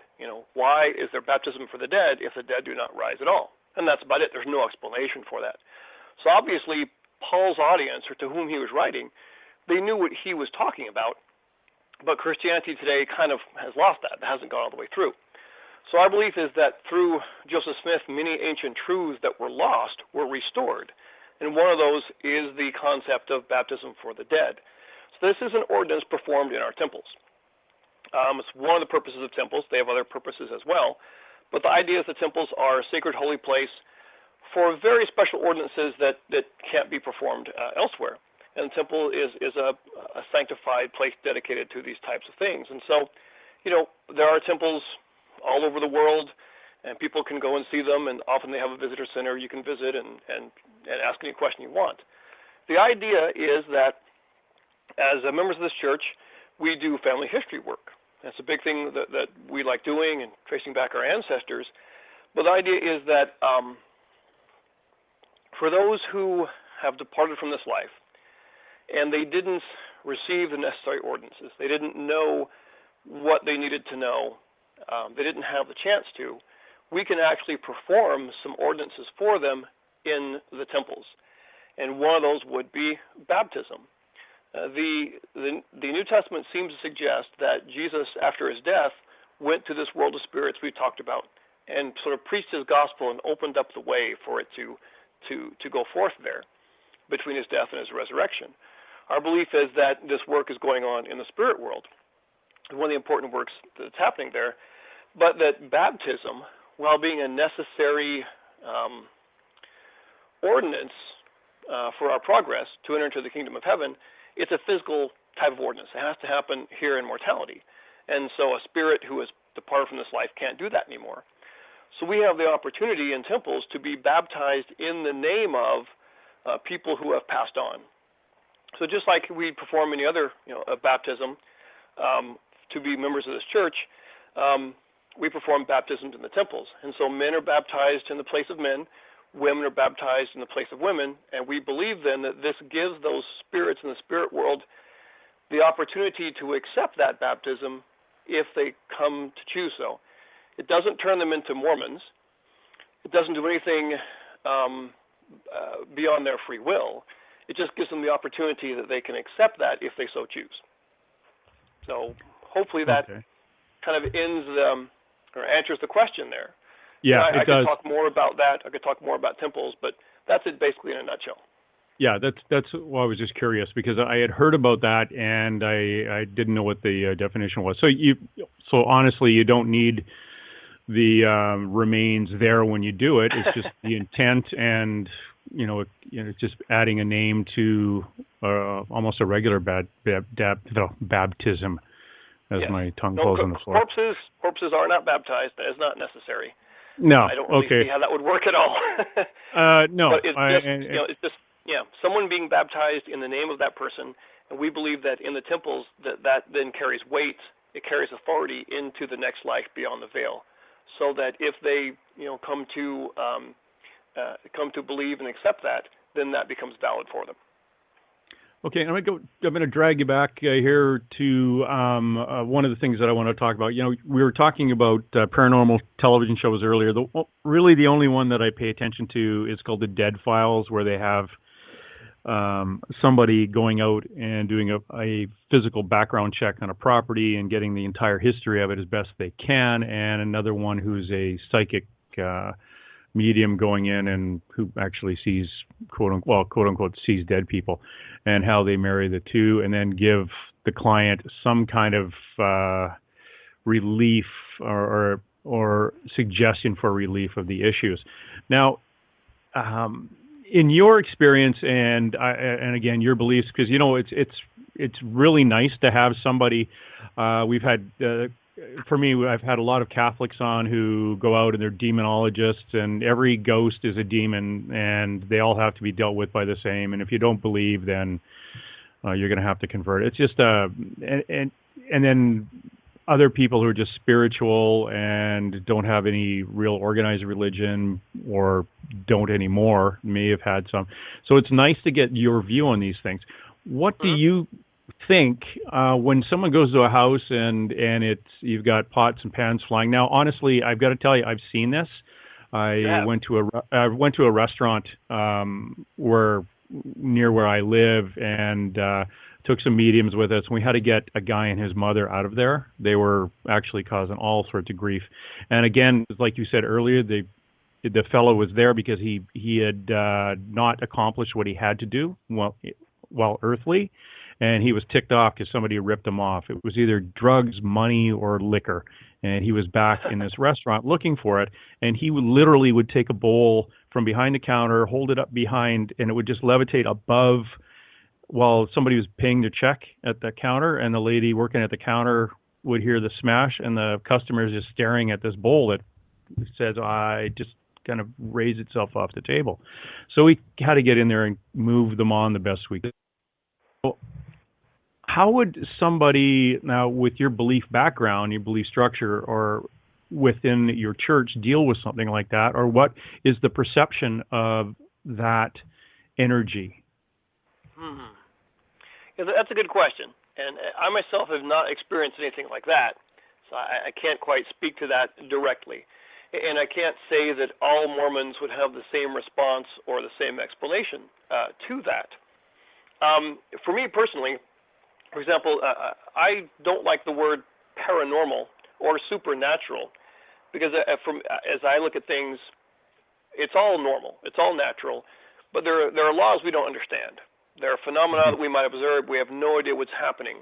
That doesn't make it any less natural. So when it comes to that, I don't know. It certainly sounds very similar to poltergeist activity, which, is still kind of mysterious. Is it centered in a place? Is it centered in a person? Is that stuff happening, but is it not a spirit making it happen? Is there some other energy or force making it happen we don't understand? Maybe. Our first response would be that when a person dies and leaves this mortal probation, the spirit moves on, and that there's no getting stuck, and that the effect that the spirits of the departed can have in the physical world is very, very limited, and really would only happen according to some important part of God's plan. But we would also believe in evil spirits. Now, we don't believe in demons, and demon is not a biblical term. It actually happened much later. A demon comes from Greek mythology, and it's a different type of being entirely. But we do believe in evil spirits, and those evil spirits were actually with us in the beginning, but rebelled against God's plan and are here on the earth. And of course, their chief leader would be Lucifer, or being also known as Satan. And so, they're here and they're trying to make life difficult for us in various ways. So, we might have a tendency to view what are called hauntings or haunted houses less from the perspective of a person who has died and his spirit hangs around, and perhaps more from the perspective of an evil spirit who has never had a mortal existence, and whose very purpose is to either harm or to fool or deceive us. So, that would be one possible explanation, but I can't say that we, that all of us would have the exact same response or explanation for what's going on there. And since I myself haven't experienced anything that extreme, I'm not sure what I can say. The experience that I had dealing with ghostly or strange matters is much milder in comparison to that. Yeah, and it's interesting for me too. I had some experience when I was very young, and you kind of wrote it off as a dream, and then a little bit later I saw some things that I found out later weren't, years later, weren't factual, and then I'm trying to dig back in my brain on how this would have happened, and I became a paranormal investigator and kind of this skeptic going out. And the second investigation, not only did I have a conversation with something from the other side, but we had photographs of it. So it was, I kind of looked around and said, well, you're going to have to get a new skeptic because I'm out. That's it. I'm done. And, it was awkward, and I know exactly how you feel. I have a great time. Actually, I shouldn't say have a great time. I have very little time with true skeptics. But if you're going to tell me right off the bat, unless you see it, you don't believe it, then it's fine. Then I understand where we're all coming from. But the people who just are I guess they're more cynic than anything else. They downright will not accept someone else's opinion based on their beliefs, and those are the people I think are unfortunate that they're out there. But that's why I bring people like you on, because your opinion is very valuable to me, and I want to produce your opinion or present it and to the listener, because honestly, if we don't have everybody's opinion, then what are we doing? We're kind of making this. I think that's how cults develop. We get these. We're only going to talk to people who believe us, and everybody else is bad. So that's right. I don't believe that. I think everybody should have the right to speak their mind and share their beliefs, and what one does with that information is up to the individual. But at least we've heard it and it's been aired out, and it's. Again, that's why I like listening to your take on these things. We're talking to Daniel Johnson. Please go to his website. Look for his blog. It is www.LDS in small letters ldsguide.blogspot.com. Or if you're like me, it comes up .ca. But go to our description of our show tonight on our Facebook page, and you can just click on the link in the body of that, and it's a fascinating blog. He's a fascinating gentleman, and we're really glad to have him on. Daniel, one of the other things before I go, I know we're halfway through the fourth quarter here. One of the things that I really wanted to talk about too is your take on the way that modern religion, and I know you mentioned Catholicism and the Pope having some idea about how things were coming out and having more acceptance to things from like alien, we'll call it alien for lack of a better term, aliens. Do you think that's going to be something that is going to influence the other major religions in the world now, that especially in the last little while, when a lot of people have been becoming a lot more spiritual and are more open to what's on the other side of the veil, or what's on the other side of the universe? Yeah, I'm not sure that my opinion carries any weight there. I do think that, certainly when the Vatican announced the possibility of at least accepting, life on other planets and fitting that into a whole, schema of Christianity, certainly that was big news. Everyone took notice of that. Like I say, that had been our teaching since, the early to mid 1800s, and no one really seemed to notice. But I do, as I'm watching the phenomenon of this increased spirituality or spiritualism, it makes me think a little bit of the late 19th, early 20th century, when spiritualism was very big and very in vogue at that time. And I wonder if there are similar things driving it now, or if it's all very different. So I think that there's some good that comes out of that. I don't know where it'll go. I think that at the same time, as there's an increased desire for spirituality and a connection with the spiritual world, I think that the skepticism and especially atheism is growing, and you see that quite a bit. We were talking about skeptics and skeptical. Of course, there's a huge movement now with people behind it, like, of course, the Amazing Randy. You've got Shermer of the Skeptical Society. You've got Penn and Teller, and so we have this sort of counteracting voices.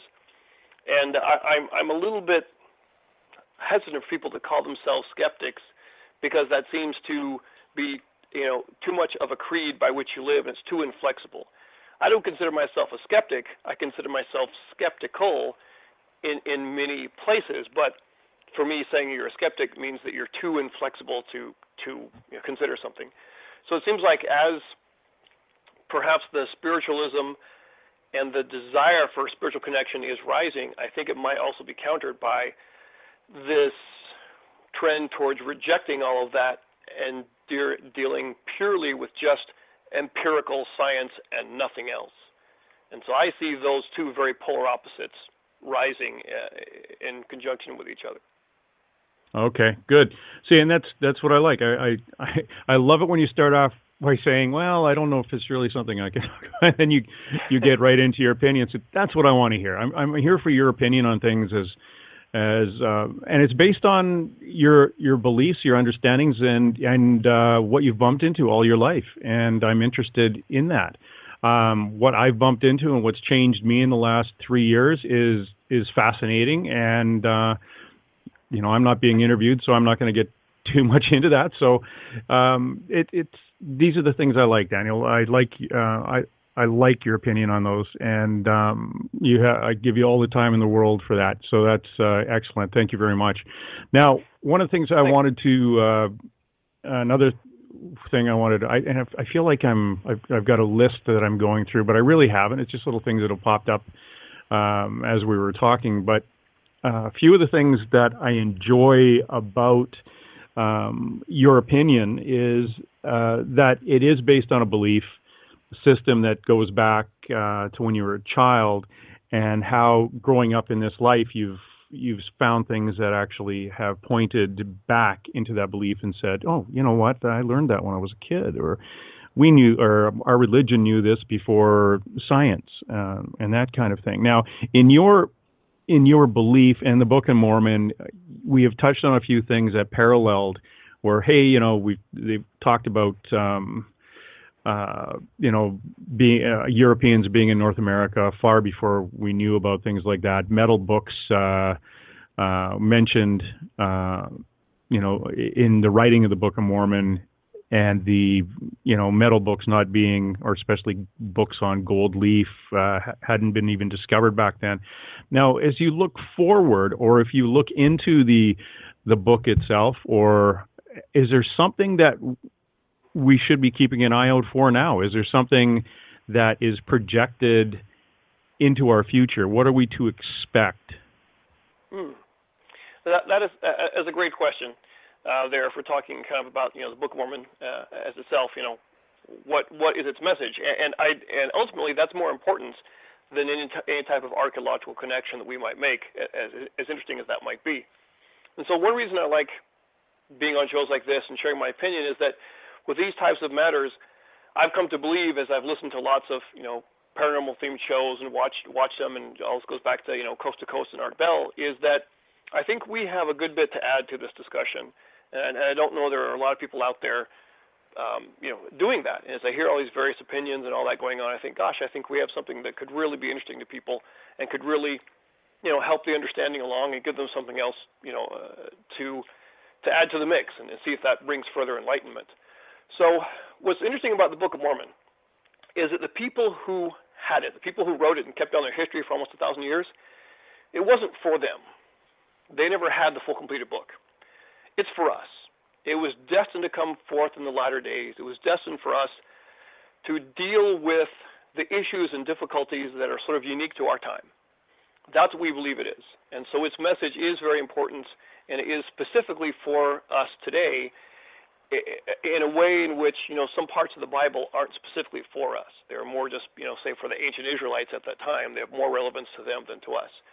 But one thing the Book of Mormon would tell us today is that those of us who are fortunate enough to live in these lands, in the Promised Land, that it's a blessing, and it's a gift of God to be here, and that our success here depends on our own personal righteousness.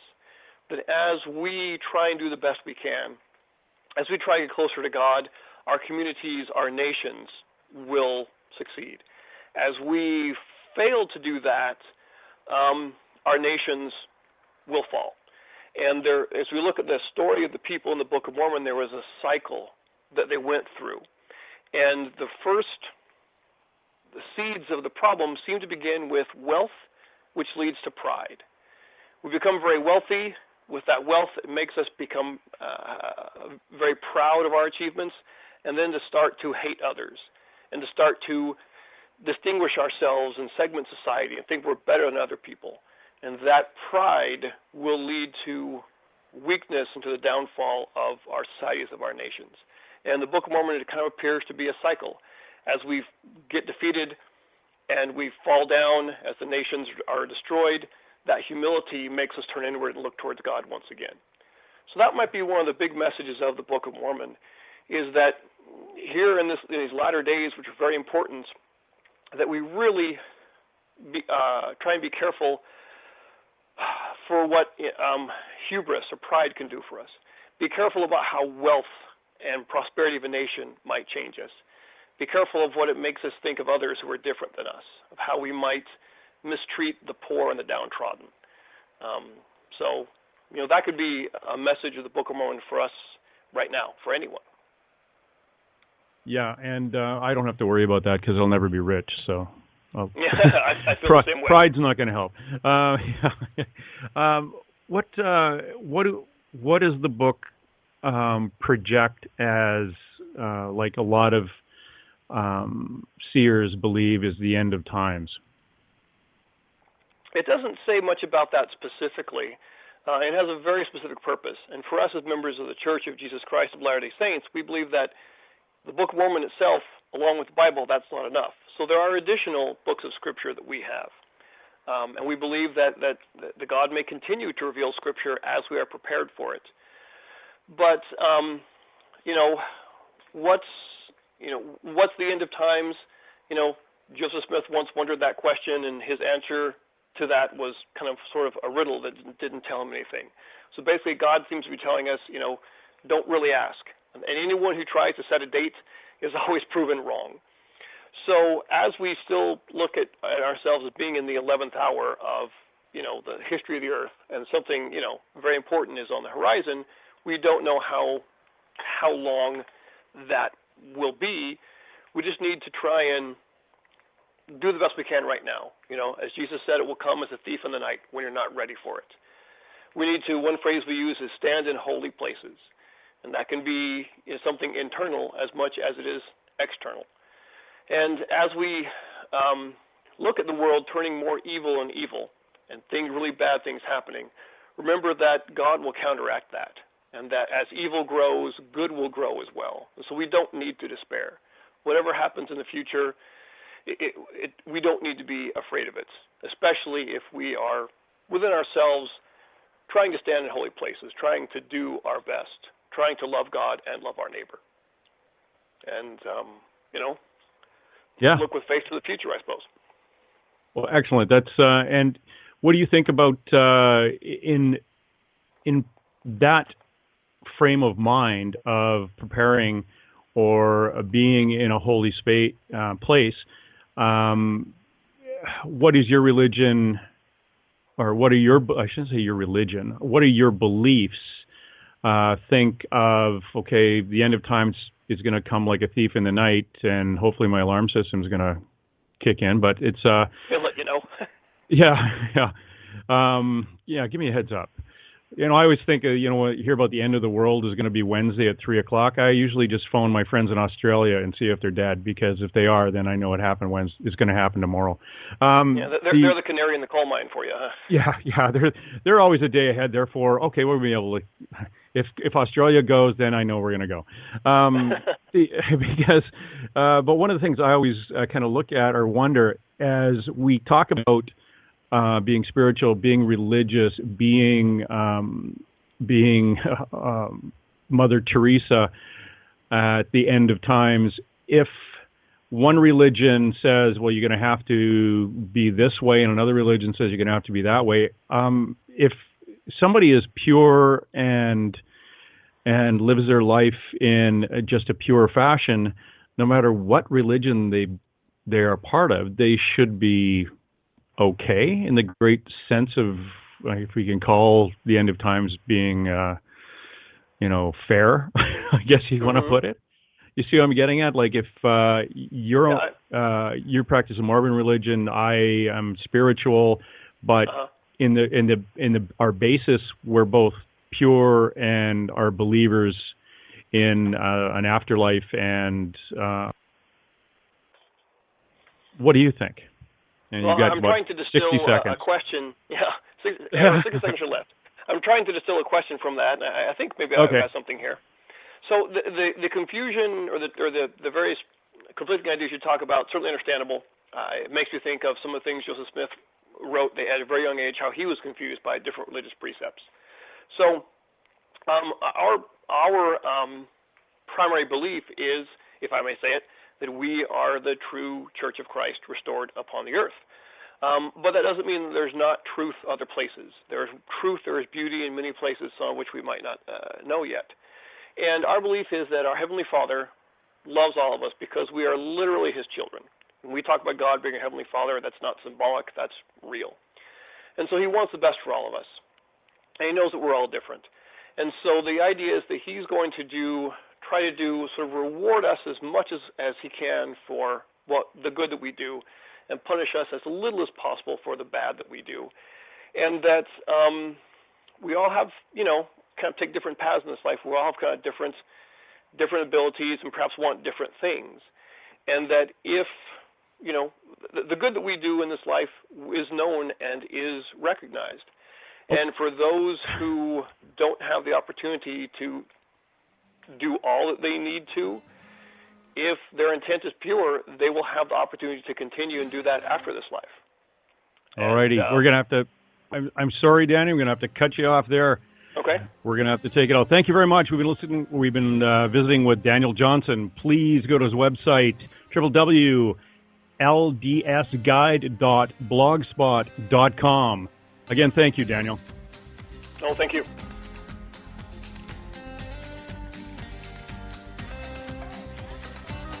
Join me tomorrow night, right after Thank this you guy for talks. listening to tonight's edition of Spaced Out Weekend. To reach Jim on Facebook, you can give our Spaced Out Radio show a like. You can follow Jim on Twitter at James Tyson SOR, and follow Spaced Out Weekend on our website, spacedoutradio.com.